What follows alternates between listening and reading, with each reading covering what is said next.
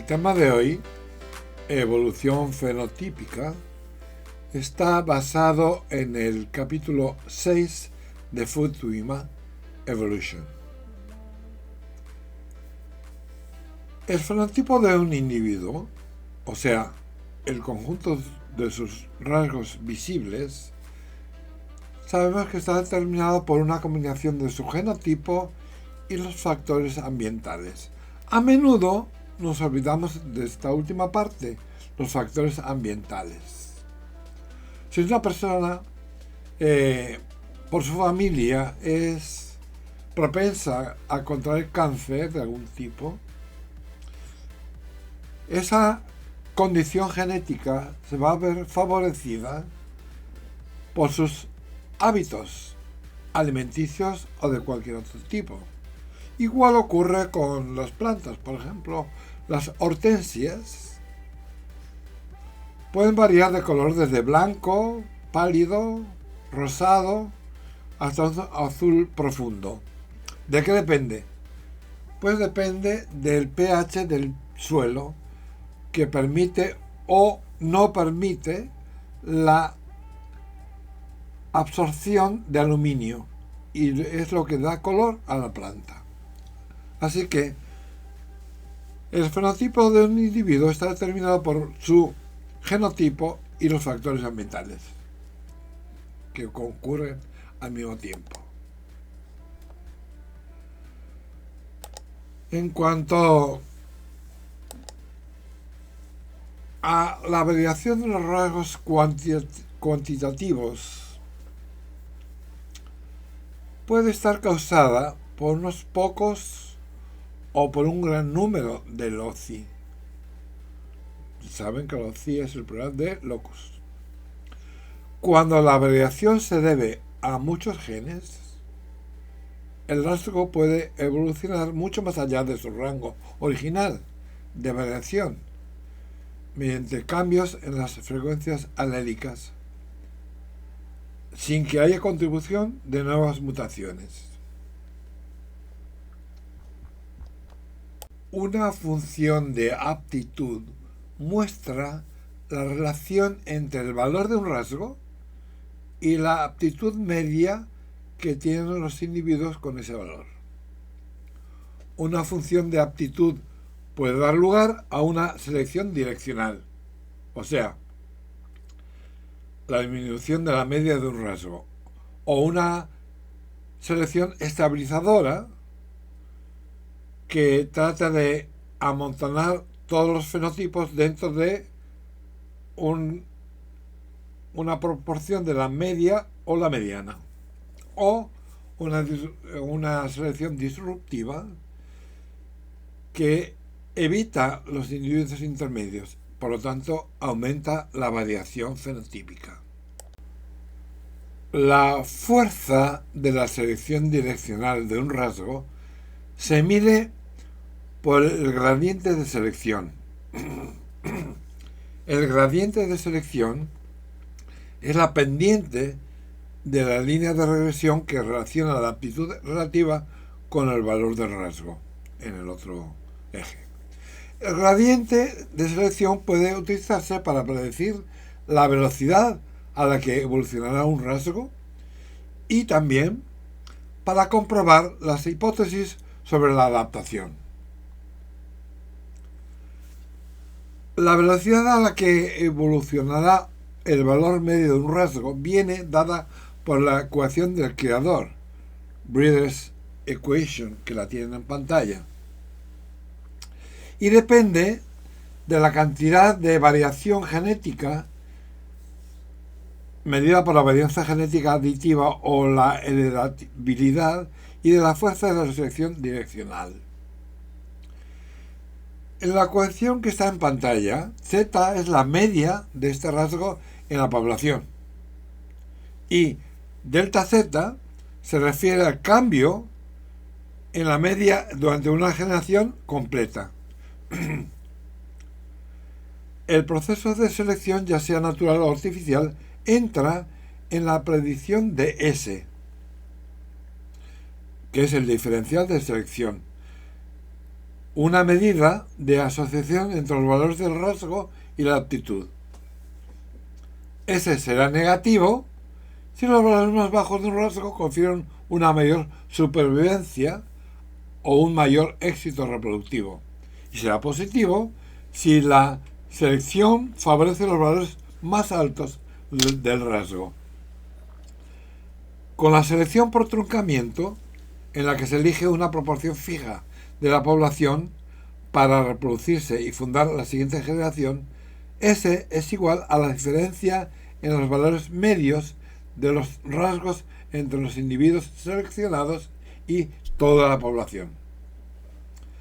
La mayoría de los rasgos que interesan a los biólogos, como por ejemplo el comportamiento, la morfología, la fisiología y la susceptibilidad a las enfermedades, son cuantitativos, no son cualitativos. Casi todos los rasgos cuantitativos tienen una variación genética permanente y evolucionarán cuando la selección actúe sobre ellos. Cuando la selección actúa sobre rasgos que no tienen variación heredable, deben surgir nuevas mutaciones para que el rasgo evolucione también. La selección artificial ha sido esencial para la civilización. La cría selectiva ha hecho que muchas especies de animales y plantas domesticadas hayan evolucionado de forma espectacular, muy diferente a la de sus ancestros silvestres o salvajes. Los resultados de la selección artificial demuestran que la selección puede producir cambios muy grandes en periodos de tiempo relativamente cortos. La selección natural puede hacer lo mismo en las poblaciones naturales. La covarianza o correlación genética entre los rasgos provoca efectos secundarios de la evolución. La selección de rasgo hará que otros evolucionen. Esto puede dar lugar a compensaciones y limitaciones, en las que la adaptación en un rasgo tiene efectos negativos en la actitud de otros rasgos. Las correlaciones genéticas, como dice la pantalla, son el resultado de la pleiotropía y el desequilibrio de enlaces. El número y los tipos de loci que contribuyen a la variación genética aditiva dentro de las poblaciones pueden ser a menudo muy diferentes de los que intervienen en las diferencias adaptativas entre especies. Un locus de rasgo cuantitativo, QTL, Quantitative Trait Locus, es una región de ADN que se asocia a un rasgo fenotípico concreto, que varía en grado y que puede atribuirse a efectos poligénicos, es decir, al producto de dos o más genes y a su entorno. Estos QTL o rasgos cuantitativos de locus suelen encontrarse en diferentes cromosomas. El número de QTLs que explican la variación del rasgo fenotípico indica la arquitectura genética de un rasgo. Puede indicar que la altura de la planta está controlada por muchos genes de pequeño efecto o por unos pocos genes de gran efecto. Normalmente los QTLs subyacen a los rasgos continuos. Aquellos continuos son aquellos rasgos que varían continuamente, por ejemplo, la altura, en contraposición a los rasgos discretos, por ejemplo, el pelo rojo o negro en los humanos, o, en el caso de Mendel, los guisantes lisos o arrugados, que son simplemente rasgos discretos, o liso o arrugado, no hay espacios intermedios.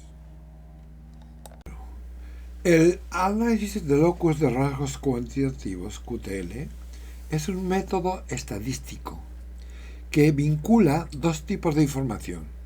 Por un lado, datos fenotípicos, mediciones de rasgos, y datos genotípicos por otro, normalmente marcadores moleculares.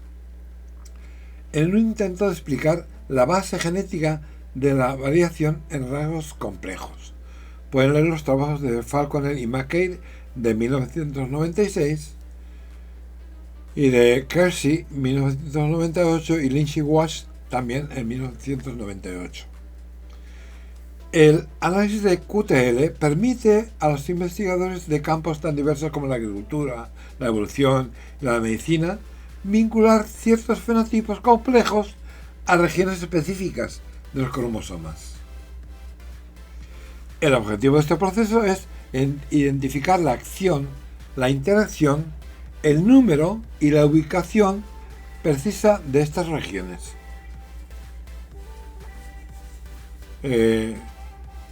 Un enlace a estos trabajos lo tiene en la última diapositiva de esta presentación de Miles y Wayne, 2008, que se llama Análisis cuantitativo de los locus y está en Education Nature. Además, un solo rasgo fenotípico suele estar determinado por muchos genes. En consecuencia, muchos QTL están asociados a un único rasgo.